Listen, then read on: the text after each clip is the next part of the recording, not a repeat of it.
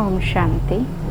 आज हम जानेंगे कि समय कौन सा चल रहा है, समय के महत्व के बारे में जानेंगे। क्योंकि वर्तमान समय हम देख रहे हैं कि कितनी ज़्यादा दुनिया में हलचल बढ़ती जा रही है, परिस्थितियां दिन पे दिन बढ़ती जा रही हैं। और इन परिस्थितियों के बीच में रहते हुए हर एक मनुष्य का मन भी हलचल में है कि किस तरह से हम इन समस्याओं को पार करते हुए अपने जीवन में खुश रहें, किस तरह से हम परिस्थितियों को भी पार करते हुए अपने मन को शांत रखें। आज हर एक मनुष्य का मन छोटी छोटी बातों पर अशांत हो रहा है। थोड़ी थोड़ी देर में मनुष्य की खुशी गायब हो रही है, थोड़ी थोड़ी देर में मनुष्य अशांत हो जाता है, क्रोध में आ जाता है। तो उसका कारण क्या है? क्योंकि अब प्रत्येक मनुष्य आत्मा की शक्ति कम होती जा रही है। जो हमारी इनर पावर है, आंतरिक शक्ति है, वो आज ख़त्म होती जा रही है। और यही कारण है कि हम थोड़ी थोड़ी बात में गुस्से में आ जाते हैं, थोड़ी थोड़ी देर में उदास हो जाते हैं। तो जो मनुष्य आत्मा की शक्ति ख़त्म होती जा रही है, फिर से अपनी शक्ति को बढ़ाने के लिए, फिर से अपनी आंतरिक शक्तियों को इंक्रीज़ करने के लिए हमें सुप्रीम पावर परम पिता परमात्मा से संबंध जोड़ने की आवश्यकता है। लेकिन आज मनुष्य यही नहीं जानता कि किस प्रकार अपने पिता परमात्मा को याद किया जाए। वो विधि क्या है? उस विधि को ही राजयोग कहा जाता है। राजयोग एक ऐसी कला है जिससे हम अपने घर गृहस्थ में रहते हुए, अपनी सारी जिम्मेवारियों को भी निभाते हुए, हर कर्म करते हुए अपने मन को परमात्मा के साथ जोड़कर रख सकते हैं और हर समय उस परमात्मा की मदद को प्राप्त कर सकते हैं। क्योंकि वो परम पिता परमात्मा हमें हमेशा मदद देना चाहते हैं, हमें हमेशा सही रास्ता दिखाना चाहते हैं। लेकिन हर मनुष्य आज अपने मन को भटका लेता है, इधर उधर की बातों में अपने मन को उलझा लेता है, इसलिए परमात्मा की मदद को प्राप्त नहीं कर पाता है। जैसा कि हम देख रहे हैं कि अभी समय की मांग क्या है। समय हमें ये इशारा दे रहा है कि अब दुनिया में कलयुग अपने अति की तरफ जा चुका है।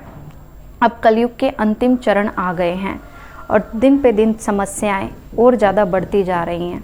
और आगे आगे हम देखेंगे कि समस्याएं और ज़्यादा बढ़ती जाएंगी। कहते हैं ना कि जब किसी चीज़ की अति हो जाती है तो फिर उसका अंत भी ज़रूर होता है। तो परमात्मा भी हमें यही कहते हैं कि बच्चे, ये दुखों और समस्याओं का भी अंतिम समय समीप आ गया है। लेकिन इन दुखों और समस्याओं के अंतिम समय को हम तभी देख सकेंगे, तभी उन समस्याओं को पार कर सकेंगे जब हमारे अंदर पवित्रता, सुख, शांति की धारणा होगी। जब हम अपने मन को पवित्रता से, ज्ञान से भरपूर रखेंगे। जिनका मन ज्ञान से भरपूर होगा, जो योग करते होंगे, वही वो समस्याओं को पार कर पाएंगे। नहीं तो छोटी छोटी बातों में मनुष्य घबरा जाएंगे, क्योंकि आगे आगे दिन पे दिन समस्याएं तो बढ़नी हैं। तो ये समय की पुकार क्या है? ये समय हमसे ये चाहता है कि अब अपने आप को तुम परिवर्तन कर लो। जो भी हमारे अंदर अब तक बुराइयां थी, कमी कमज़ोरियां थी, तो अब समय की डिमांड ये है कि अब उन कमियों को छोड़ दो, उन बुराइयों को परिवर्तन कर लो। नहीं तो आने वाला समय इतना दर्दनाक होगा जो हमें मजबूर कर देगा अपने अंदर परिवर्तन लाने के लिए। कहते हैं ना, जब मनुष्य खुद नहीं सीखता तो समय उसे सिखा देता है कि अपने अंदर किस तरह से अच्छाइयों को धारण करना है। इसलिए यही कहावत भी है कि समय की जो मार होती है वो बहुत बड़ी होती है और वो समय हमें मजबूर कर देता है अपनी बुराइयों को छोड़ने के लिए। इसलिए वो ऐसा दर्दनाक समय हमारे सामने आए, उससे पहले ही हम अपने आप को परिवर्तन कर लें। क्योंकि इस समय को हम देख रहे हैं कि चारों तरफ हलचल तो बढ़ रही है, लेकिन उस हलचल के बीच में भी हम अपने मन को तभी शांत रख सकते हैं जब हम अपने मन को ज्ञान से भरपूर रखेंगे, जब हम अपने मन को परम पिता परमात्मा से जोड़ करके रखेंगे। तो इस समय के अनुसार अब हमें एक दूसरे को नहीं देखना है, एक दूसरे के अवगुणों का चिंतन नहीं करना है। क्योंकि जैसा कि परम पिता ने हम बच्चों को बताया है कि इस कलयुग धरती पर ये चारों तरफ जो भी हम देख रहे हैं, इस समय ये सृष्टि पर एक केवल ड्रामा चल रहा है जिसमें सभी मनुष्य आत्माएं एक्टर्स हैं और सभी अपना अपना पार्ट बजा रहे हैं। तो दूसरों के पार्ट को देखकर हमें हलचल में नहीं आना है। अगर कोई गलत करता है तो उसका गलत रिजल्ट उसको ही प्राप्त होगा, हमें नहीं प्राप्त होगा। अगर कोई अच्छा कर्म करता है तो वो अच्छे कर्म का फल भी उन्हें ही प्राप्त होगा। तो फिर हम उन्हें देख करके क्यों परेशान हो रहे हैं, हम क्यों चिंता कर रहे हैं। हमें अगर ध्यान देना है तो अपने कर्मों पर ध्यान देना है। अगर हम किसी को समझाएं तो एक बार प्यार से समझाएं, बाकी फिर बार बार दूसरों को टोकना बंद करें, क्योंकि वो भगवान कहते हैं कि हर कोई तुम्हारे अनुसार चले, ये पॉसिबल नहीं है। क्योंकि जिस प्रकार भगवान भी हमें बहुत सारी बातें समझाते हैं, लेकिन उस भगवान की सारी बातों को हम भी धारण नहीं करते हैं, तो उसी प्रकार मनुष्य भी हमारे अनुसार चलें, ये पॉसिबल नहीं है। वो जैसा उनका पार्ट है वैसा ही प्ले करेंगे।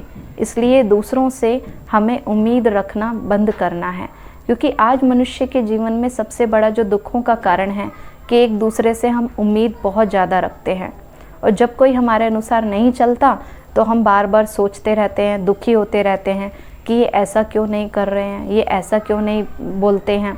लेकिन परमात्मा ने हमें ये बताया कि सृष्टि एक नाटक है जिसमें सभी का अपना अपना कर्म है, अपना अपना पार्ट है। इसलिए हमें दूसरों को चेंज करने का एफर्ट ना करके केवल खुद पर ध्यान देना है, अपने व्यवहार पर ध्यान देना है, अपने कर्म पर ध्यान देना है, क्योंकि जैसा हम करेंगे वैसा हमें मिलेगा।